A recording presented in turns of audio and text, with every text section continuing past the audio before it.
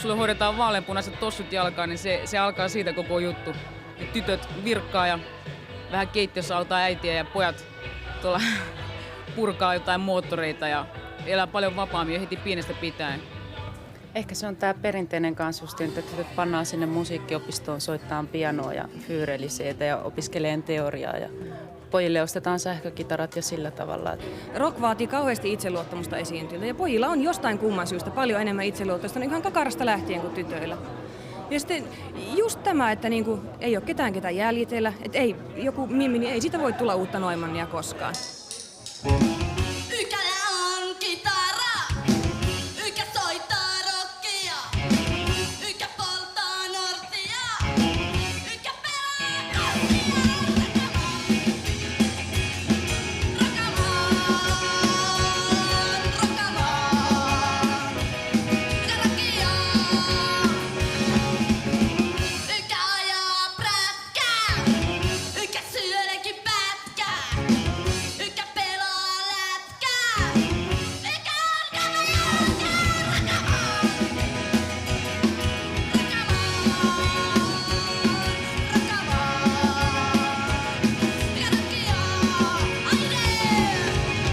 Sähkökitaraa olen soittanut vajan vuoden, mutta rippikoulussa mä opin soittamaan tai aloitin soittamaan. En aktiivisesti ole soittanut. Minkälaista oli siirtyä siis akustisesta kitarasta sähkökitaraan? Onko siinä kauheasti eroa? Mitä se vaatii? No, minulla esimerkiksi ei ollut minkäänlaista rock'n'roll-perinnettä takana. Se vaati aikamoisen siirtymävaiheen. Ja vieläkin mä oon siinä siirtymävaiheessa opettelen soittaa sähkökitaraa akustisen jälkeen. Mitä sinulle tällä hetkellä rock'n'roll, rocki merkitsee? Itse asiassa minä tänään just ajattelin, että mä oon saanut jollakin tapaa tarpeeksi sanasta rock. Mutta musiikin tekeminen, niin se on eri asia. Rock on ehkä meidän kulttuurissa ja meidän ajalla se muoto, joka luontevimmin soveltuu enemmän. Se on uusin keksintö kaikista musiikin muodoista. Miten sä tulit tarttuneeksi tuohon foniin? Sitten ei varmaan ihan mielettömän kauan ole. No siitä ei tosiaankaan ole mielettömän kauaa. Se oli semmoinen juttu, että mä olin sitä haaveillut siis hyvin kauan jo. Mutta mä en ollut sitä tehnyt. Ja sitten vaan Kikan kanssa joskus kun puhuttiin, niin mä ajattelin, että ei hitto vielä, että nyt minä sen teen. Että ei tarvitse enää 5 vuoden päästä katua. Sitten mä vaan marssin kauppaan ja pistin opintolainan menee ja ostin sen ja rupesin soittelemaan. Ei muuta kuin se naksahtaa, se täytyy tehdä. No mä oon käynyt musiikkiopistoon 6-vuotiaasta ja suorittanut näitä teoria- ja perustutkintoja tuommoista noin pienen soiton alkeet ja peruskurssit ja ties mitkä.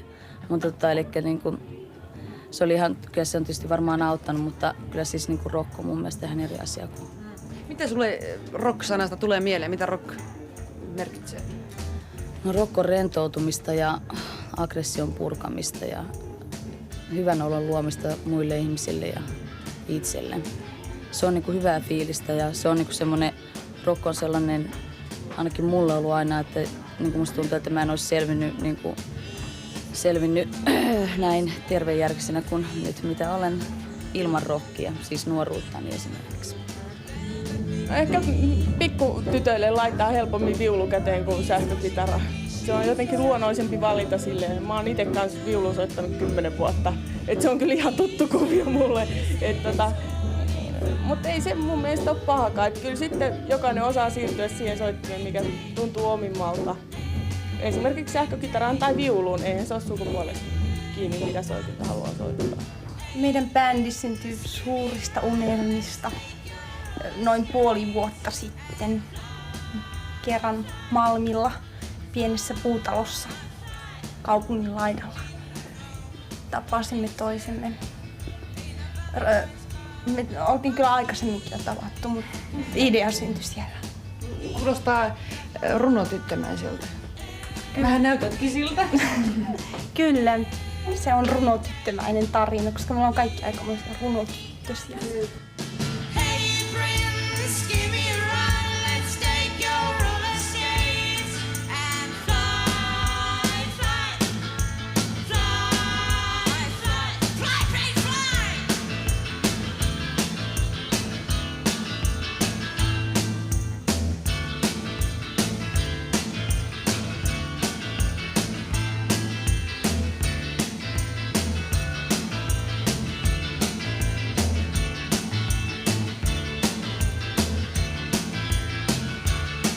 Hattamaja oli ensimmäinen suomalainen varsinainen kimmabändi, joka tuli tunnetuksi ja teillä oli ihan oma tarrakin. Miten silloin jengi suhtautui? Se oli sitä 80-luvun alkua tuommoiseen kimmabändiin.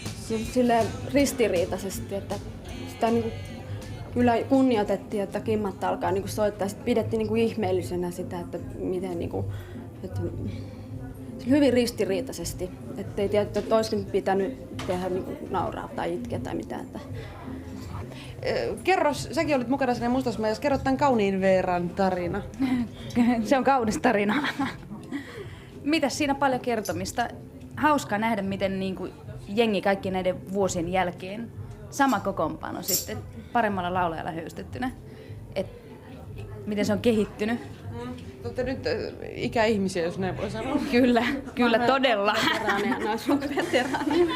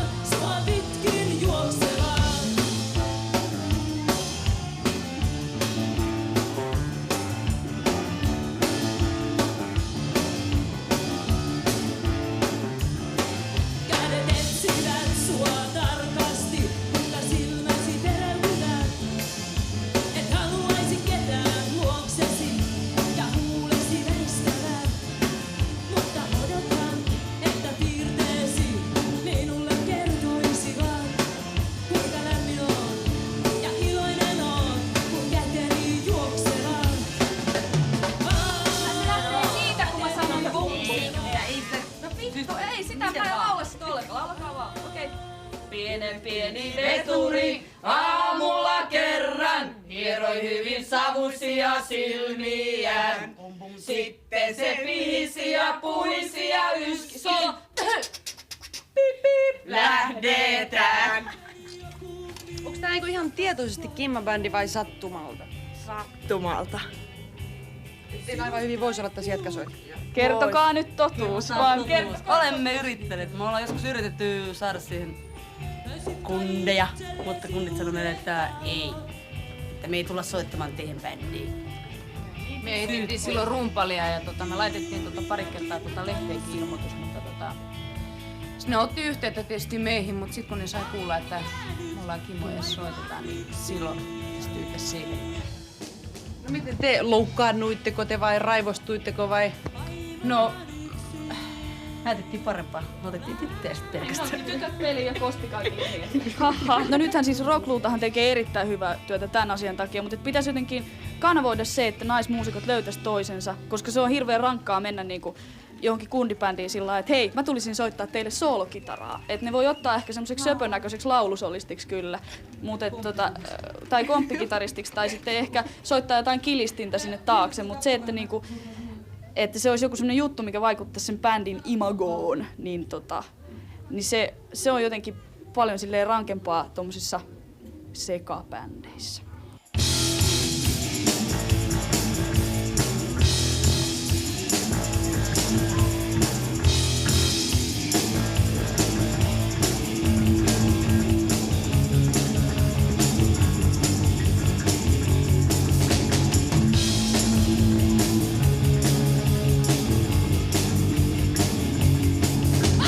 Täällä on pimeä, vaan neonvalot sokaisee. Oh, silmät kiinni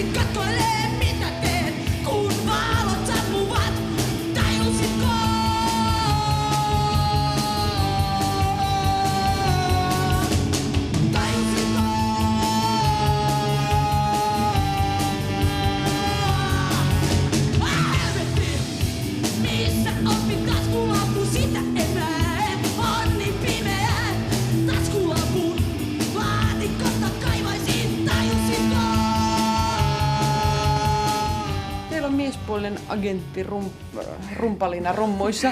Kerro, minkälaista on soittaa näiden kimmojen kanssa? No ihan siedettävää toisinaan. Tiedätte kyllä mitä tarkoitan. Pilkkaako sun miespuoliset ystävät sua? Ei totisesti pilkkaa. Minä mistä niitä kluonaa, mistä pilkkaa. No mut kai sulla nyt jonkinlaista kommenttia tulee, kun sä kerrot, että sä lähet keikalle ja näin. Ei, kyllä se on ihan totta, että sitä kuulee kaikenlaista, että mitä sä niiden mimmien kanssa soitat ja mitä se toki on idea. Mutta ne saa tottua siihen, ei se mua häiritse. Mitenkään mä nyt vaan satun soittamaan tässä orkesterissa. Tässä kuitenkin tää musiikki on päällimmäinen juttu. Että niinku muut asiat tulee sitten sen perästä. Sä oot Aksa jossain kirjoittanut, että rock on miesten työtä, naiset voivat vain leikkiä sitä. Mä kirjoitin tän sellaisena ajatelmana, en ikään kuin yrittääkseni peilata niitä ajatuksia, minkä takia esimerkiksi Suomessa, no mä voin puhua nimillä edelleen, kun Ilona breikkasi läpi, niin mä katsoin, että se breikkasi sen takia, että se oli tyttöyhtye. Se oli siinä vaiheessa huono yhtye. Mä en uskalla sanoa, mitä se on nyt, koska mä en ole yli puoleen vuoteen nähnyt ja se mietitys on vaihtunut, mutta se oli siinä vaiheessa, se oli mun mielestä huono yhtye. Se breikkasi sen takia läpi, että se oli tyttöyhtye ja se, että ne soitti naisrockia. Siinä oli pelkästään mielenkiintoisuuspointti. Se on nyt ihan sama kuin tuolta ilmiö, että nyt raahataan itänaapurista bändejä, jotka soittaa neuvostorockia. Kaikki menee katsomaan, vaikka ne olisi miten kammostuttavia, että neuvostorockia. Viime vuonna se oli naisrockia. Ehkä se, en mä tiedä, nyt tässä se on islantilainen rock, että ehkä se on sitten ensi vuoden kova sana. Mä muistan tähän kirjoitukseen Päivi vastasi kovin terävästi silloin. Niin no, harmistuin totta kai moisesta paskanjauhamista, kun naisia verrataan ihmisen vaatteisiin puettuihin apinoihin ja tolla, että niin kuin on olemassa tietty hyvin selkeä näkemys, niin kuin millaista rockin pitää olla ja ketkä sitä saa soittaa. Jos poikkeaa tästä kaavasta, niin se niin kuin pilkataan ja sillä vaihdetaan kuoliaksi, niin kuin, että hyi kun hassua. Totta kai eihän Ilona mikään maailman paras bändi ole, mutta nykyäänkin ne on päässyt tekemään levyjä, ne on päässyt kehittymään, ne tekee nykyään tosi hienoja biisejä. Ja tää niin kuin jotenkin musta kuvastaa suomalaisen rockjournalismin tasoa myös, että siellä tämmöiset ikivanhat asenteet menee edelleen läpi. Ja ajattelen, että Suomessa yksi johtavista rocklehdistä, niin siinä on yhtä ainutta naiskirjoittaja. Että jossain Iranissa voisi kuvitella, että samanlainen tilanne vallitsee. Eikä jossain Suomessa, niin missä naiset kuitenkin sai äänioikeuden ensimmäisen Euroopassa.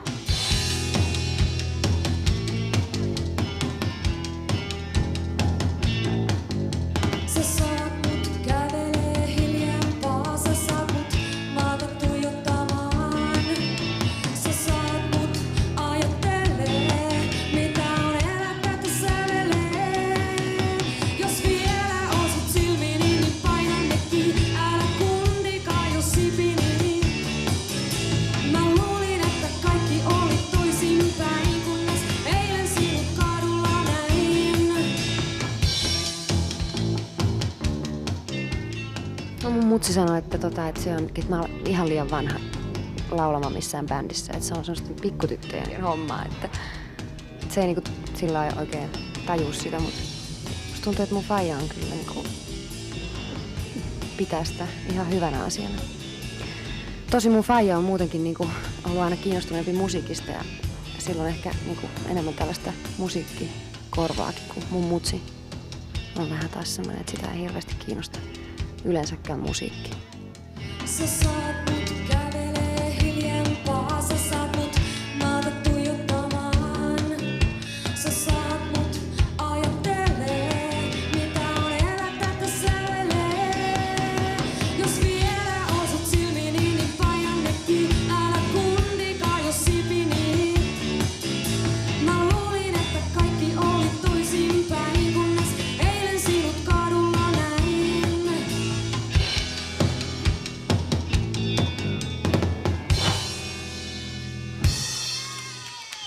Kiitos.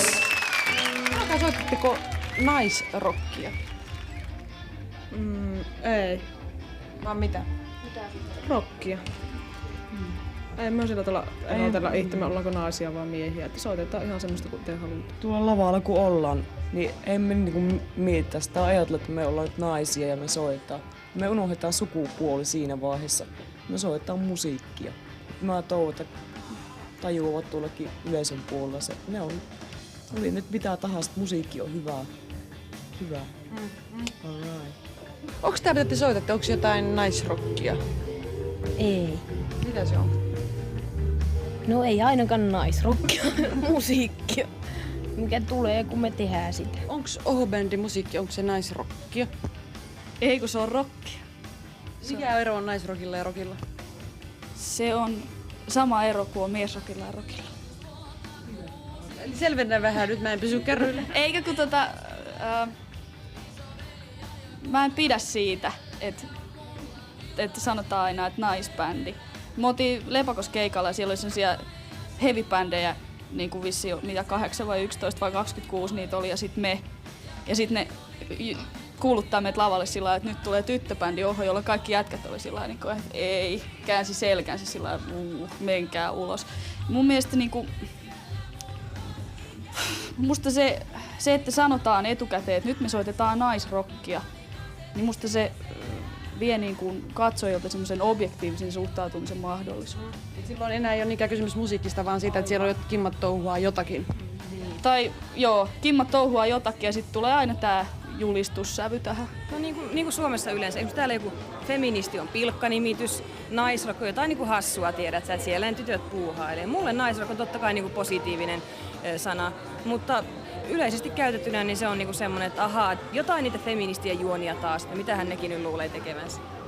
En mä tiedä, mä koen sen niin, että toivottavasti se olisi mun mielestä turha, koska se on ihan, niin kuin mä sanoin jo, se on kuin neuvostorock. Siis jos joku puhuisi miesrockista, mitä se on, siis sehän olisi nyt varmaan lopulta kaikista hirveän leima ja vielä kornimpi, mutta en mä...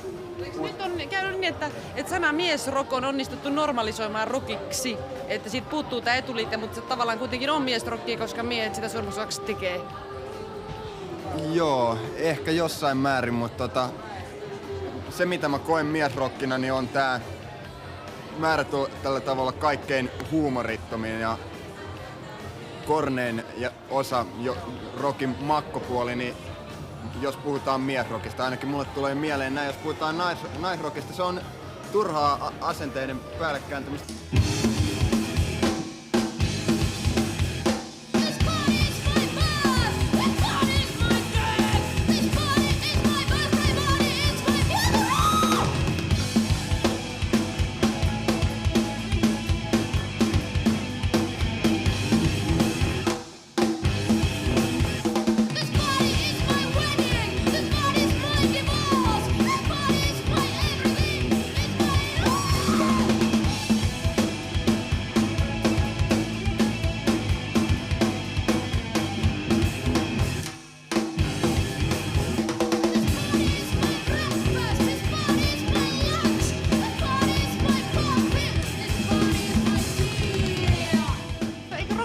Totuttu pitää suht semmosena seksuaalisena ja aggressiivisenakin ilmaisun muotona. Jos vertaa vaikka jonkin teatteriin tai elokuvaan, joiden piirissä nykyisin on aika paljon naisia. On, ja tossahan periaatteessa se ongelma onkin. Jostain syystä ei ole naisilla ollut lupaa olla seksuaalisia ja aggressiivisia. Sinnehän se johonkin juontaa, ja en mä tiedä sitten, en mä hirveästi lähtisi sitä rock-todellisuutta ja sitä rock-kuviota, mikä on olemassa sormella osoittamaan, koska kuitenkin kaikessa yhä enenevässä sovinnaisuudessaan niin se jossain määrin rikkoo rajoja ja järkyttää yhteiskuntaa edelleenkin, ja sitä kautta ehkä nyt naistenkin asemaa parantaa. Millä tavalla nykyään rock järkyttää yhteiskuntaa? Eikö rock ole hyvin pitkälle viihdettä ja valtakulttuuria? No se on ihan miten rock ymmärretään, jos se minä nykyään rock ymmärretään on ehkä eri asia, minä rock ymmärrettiin 10 vuotta sitten, että kun tuli niin sanottu iskelmän kriisi ja rock valtasi iskelmän aseman, niin se tarkoitti sitä, että tuli tällaista kuohittua rockia, jossa ei ole rockin kanssa muuta tekemistä kuin 4/4 rytmiä, se, että painotetaan ykkösen sijaan kakkosta. Musta on aika jännä, että sä käytät sanaa kuohittua, että niinku rockiin kuuluisi tämä munatiedessä ja tämmöinen miehiset aggressiiviset ja tämmöiset hyökkäävät piirteet. Että rockhan voi olla mitä tahansa, mutta se, että se on nykyään pelkästään miesten määrittelemänä sitä, mitä se on, pahimmillaan heavy rock-kliseitä, Niin, tai en mä tiedä, kuohittu on ehkä väärä sana, mutta mä käyttäisin sitä mistä tahansa latistetusta ilmaisumuodosta joka tapauksessa. No, kun mä oon kuohittu, kun mulla ei ole munia, niin onko mä sitten kauhean latistettu niin kuin ilmaisumuodoltani esimerkiksi? En mä tiedä, onko se kuohittu, mutta kuohittu kuitenkin se on aika hyvä ilmaisu, jos se on niin konkreettinen ilmaisu, jos kissan kuohii, niin se kuseksinta ei haise, jos hevosen kuohii, niin se on rauhallisempi ravaamaan. Eli se on niin kuin enemmän niin kuin nainen, tiedät, se rauhallisempi vai? Ei, vaan se on luonteettomampi.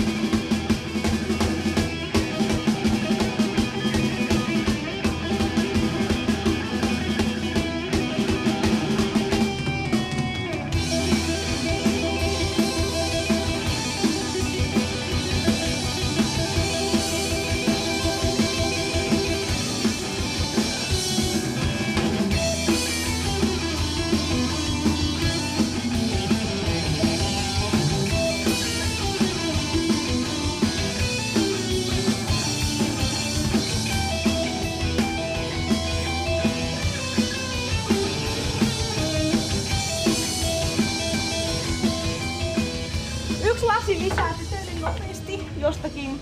Hei, me sehän ei. Laita karabi yhdellä ja laita lasi toiseen. Kaikille muille puusta. No niin, ota nyt. Paitsi se kello 14 kuumetta, mutta mehua. Elää unta näin. Se mehua. Näin paljon minä jaksaa. Eikökin mehua? Ei se mitään. Missä se yksi lasi? Yli sorpista. Missä yksi lasi? Yksi lasi. Sullekin viinaa. No niin. Tämä kokoonpano on ollut viime keväästä saakka. Silloin alussa oli ihan sellaista, että silloin täällä treenattiin ja sitten meillä oli ne kurkkupulkit ja niissä kontaktit tai ämpärit niin rumpuina. Ja sitten bassona toimii kitara, alikieli ja tällaista ja me harjoiteltiin meidän pikkupuolella vissiin. Sorposta. Tuo nauraa. Onko tää pakko juu? Ootte helvetisti ansainnut. Tosi hyvä. Uusia, onks tää Helsingin vallotus, hei? Hää? Se oli sitten mahtavaa, kun porukka oli mukana. Ihminen keikka on jännittänyt yhtään. Tavallisesti on aivan paskat housut, nyt ei jännittänyt ollenkaan. Kerkes tulee mennä keikkaan, mitään mitä tulee. Siinä jännitin, mä panin kultsia henkseleitä takkaa kiinni. Kädet tärisin. Perjantaina tullaan kaupungissa sanoa, tai tultiin nyt sanoa, että näyttäkää sitten saatana siellä Helsingissä. Että, Sanoa, että ei oo takas. että näyttäkää, että täälläkin osataan ja hirveän kannustetta. Kauhean. Sä jouduit ajan viime kesänä näiden rockimimmien leirille opettajaksi ja opetit sinnikkäästi tätä Santa Lucia-yhtiötä. Miltä nyt tuntui seurata niiden ekaa Hesan keikkaa? No, kyllä sitten vähän jännitti, mitä on tapahtunut kesän jälkeen, mutta kyllä mun mielestä kehitystä on tapahtunut hieman ainakin. Et varmasti on tulossa vielä parannusta koko ajan. Kerro sun omasta urasta, miten susta tuli basisti, muusikko, musiikin tekijä? No mä oon klassista musaa soittanut koko ikäni, et se oli ihan vahinko, että musta tuli basisti. Et musta tuntuu, että se on aika yleinen ilmiö, että se on vahinko monelle. Että joku vaan pyytää bändiä ja niin kävi muullekin. Bändin varsinainen basisti lintsasi aina treeneistä ja mä sit olin välillä tuuraamassa. Ajateltiin perustaa bändiä. Mun piti eka alkaa soittaa koskettimia, mutta sitten yksi toinen tyttö halusi soittaa. Ja sitten mulle ei jäänyt muuta soittimella. Mulla oli pakko alkaa soittaa bassoa, että mä pääsin siihen bändiin. No te kavereittes kanssa olette jonkin sortin tutkimusta väsäneet aiheesta, että miksi naisia on niin vähän kevyen musiikin muusikkoina. Että kirkkomuusikkoina löytyy, mutta kevyen musiikin parissa ei. Ja olette heittäneet kyselykaavakkeita erilaisille musiikin parissa toimiville miehille ja naisille. Mitä tuli selitykseksi, miksi naisia on niin vähän kevyen musiikin muusikkona? No, meillä oli sellainen olettamus ensin. semmoinen tosi naurettava olettamus, että se johtuu niinku miesmuusikoista, että ne ei päästä naisia lavalle ja ne ei niinku halua niitä kilpailijoiksi. Mutta ainakin näiden vastausten perusteella niin siis miehet suhtautuu erittäin positiivisesti naisia. Niillä ei niinku ollut mitään sitä vastaan, että naisia tulee. Ja miehet sanoivat, että naisilla on niinku rohkeuden puute, että ne ei uskalla tulla. Ja sitten toisaalta taas se, että ne ei niinku jaksa treenata tarpeeksi. Että niillä olisi semmoista soittorutiinia ja kokemusta mennä heittää vaikka jonnekin jameihin jotain. Ja sitten tietysti tämä perinteinen kasvatus ja kaikki naisen roolit ja itsetuntokysymykset, ne oli tietysti ihan itsestään selviä vastauksia. Mutta sitten naiset sanoi ihan samalla tavalla, että se on sellainen rohkeuden ja sellainen pelko mennä soittaa. Että ne ei kukaan niinku uskalla mokata. Pitää aina soittaa niin oikein ja niin hyvin heti. Eihän siis kukaan soita täysin oikein aina ja täydellisesti. Että kyllä ne kunditkin mokaa, miksei kimat vois mennä mokaamaan.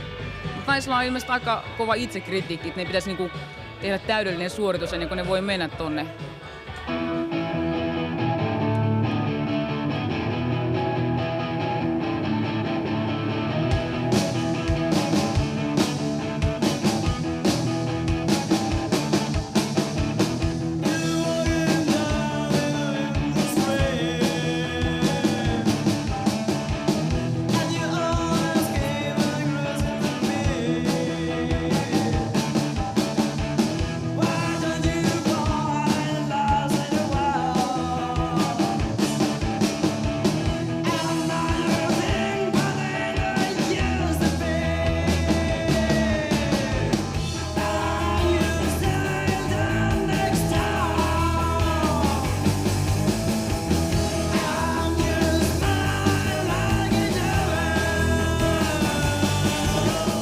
Tyttöbändeillä on tällä hetkellä markkinarako, eikö totta? Se on ihan totta, joo. Et kun rockissa ei oikeastaan mitään tapahdu uutta, niin ajatellaan, että joku tämmöinen erikoisuus niin kuin tyttöbändi, että sillä voisi myydä. Aika hauska trendi, että tyttöbändeille on ehdottomasti ollut maailmanlaajuinenkin markkinarako. Tosiaan pitkä ja sitä ei oikeastaan lähtenyt täyttämään kuin joku Bangles, joka olisi varmasti mennyt läpi, vaikka siinä olisi soittanut vuohia, koska se on niin hyvä bändi.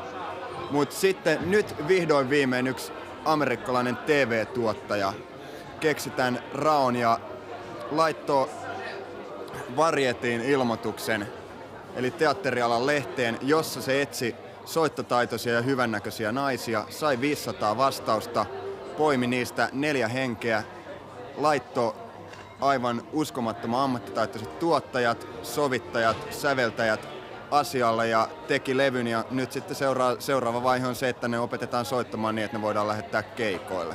Mutta ihan tällä on niinku mitään tekemistä sen kanssa, että niinku rock olisi nyt tytöille jotenkin omempi keino ilmaista itseään, että ne pystyisi omilla ehdoillaan tekemään omaa musiikkia, vaan niistä tulee sellaisia markkinapellejä. Tosiaan hyvän näköinen on niinku yksi kriteeri. Mitä jostain mä luin jostain demosysteemistä, että lähetitte demoa johonkin ja sitten olisikin pitänyt kaikki tyypit vaihtaa tai joku tällainen? Joo, siinä nyt oli niinku vaikeuksia niinku tuon bändin imitsin kanssa. Että, me ei niinku haluttu luopua niinku niistä ihanteista, mitkä meillä oli siinä vaiheessa. Sitten tehtiin se niinku omin voimin aluksi, mutta sitten loppujen lopuksi siihen tuli niinku levyyhtiön mukaan. Siis ehdotettiinko teille jotain ihmeellistä imageä? No niinku, oli puhetta kaikenlaista semmoista ulkomusiikillisista seikoista. Kuten, kerro vähän tarkemmin. No mitä nyt voi tulla mieleen? No mun olisi tarvinnut lähteä laihdutuskuurille ensin. Ihan totta? Joo. Siis kuka voi Suomen maassa selittää vuonna 1987 tällaista? No ei sitä kai kukaan ihan niin sanonut, mutta sitä ne tarkoitti. Siis ensinnäkin se, että kun noi levyyhtiöiden johtajat tommoset, ne on vanhoja setiä ja niillä on niinku tietty käsitys siitä, millainen naisen pitää olla. Mahdollisimman hyvännäköinen ja seksikäs, että se myisi. Niin totta kai sellainen menee läpi. Mut se, että mitkä taas on sitten naisten omat ehdot siinä, niin se on vähän eri juttu. Miten Saksa, lihavat ja rumat älköön vaivautu?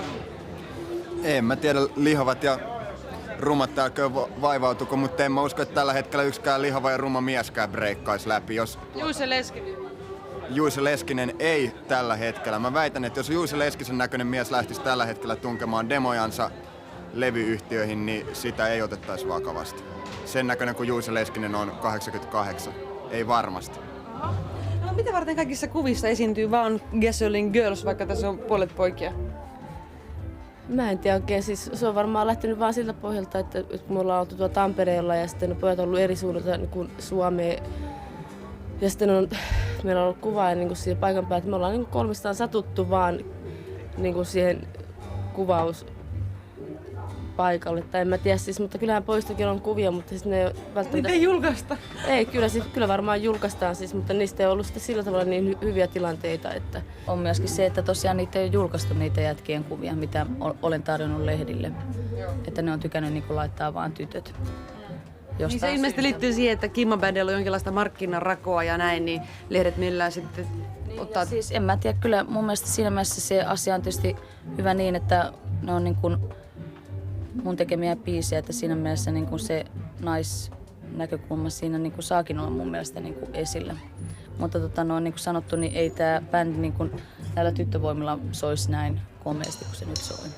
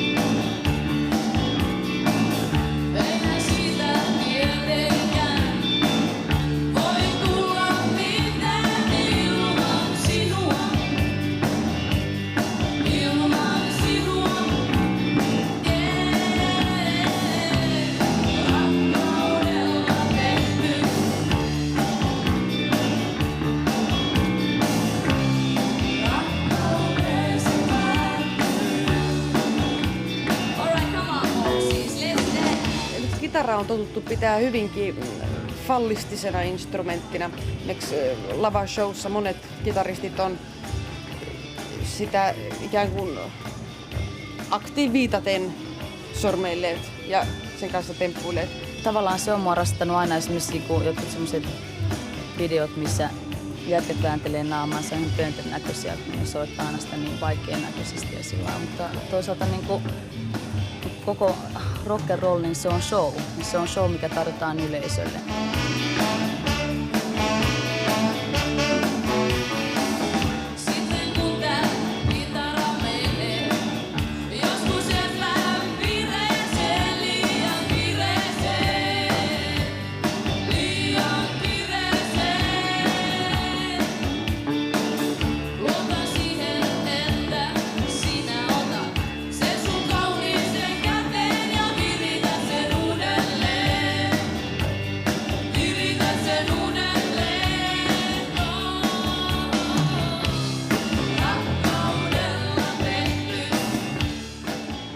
No miten se nyt raskaana oleva, viimeisillähän oleva äiti rockifestivaaleilla soittaa bassoa?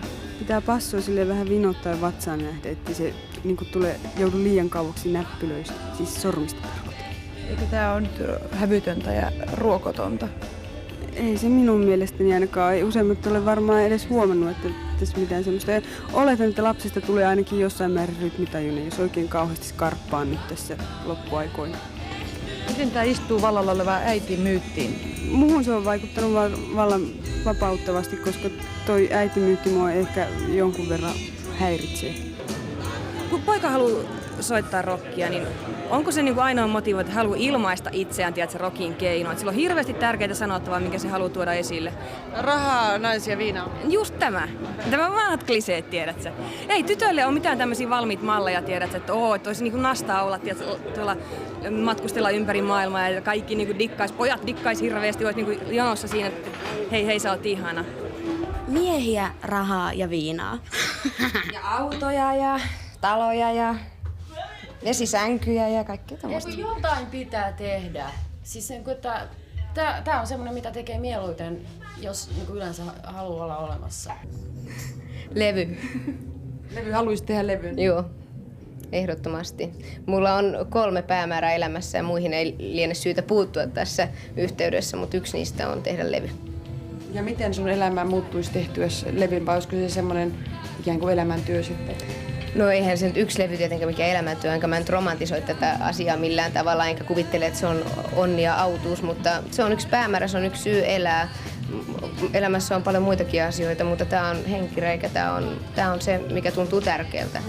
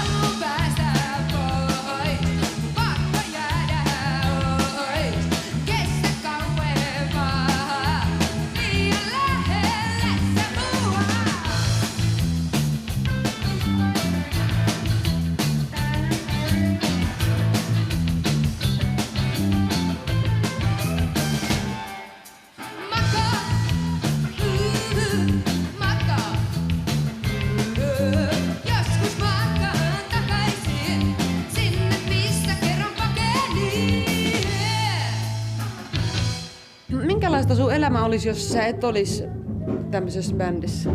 Voi tylsää. Ei olisi iltaisin kyllä mitään tekemistä. Tähän kuluu suuri osa vapaa-ajasta. Päivät sujuisi ihan niin kuin kynsiä pureskellessa, että pitäisi nyt jotain olla. Varmaan sortuisin viinaa tai jotain muuta vastaan. Ellei peräti huumeisiin. Kuvitelkaa itsenne 50-vuotiaina. Bändi on pystyssä. Soitetaan rockia. Jotain savusta musiikkia varmaan jossain kulmakapakassa.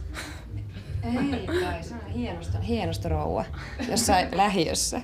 Jossain niinku pari mersua pihassa ja tämmöstä. Minä toivoisin viettäväni sellaista, että mulla olisi 2 lammasta Leppävirran kunnassa.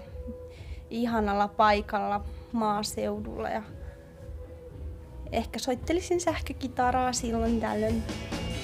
Hei hei huominen, hei hei melkein vapaankaan. Hei hei. Mä oon monta kertaa katunut sitä, että mä oon syntynyt naiseksi sen takia, että jos mä olisin kundi, niin ei ikinä tultaisi kysymään, niin silloin vältyttäisiin näitä kysymyksiltä. Et todella sääli, että mä oon nainen.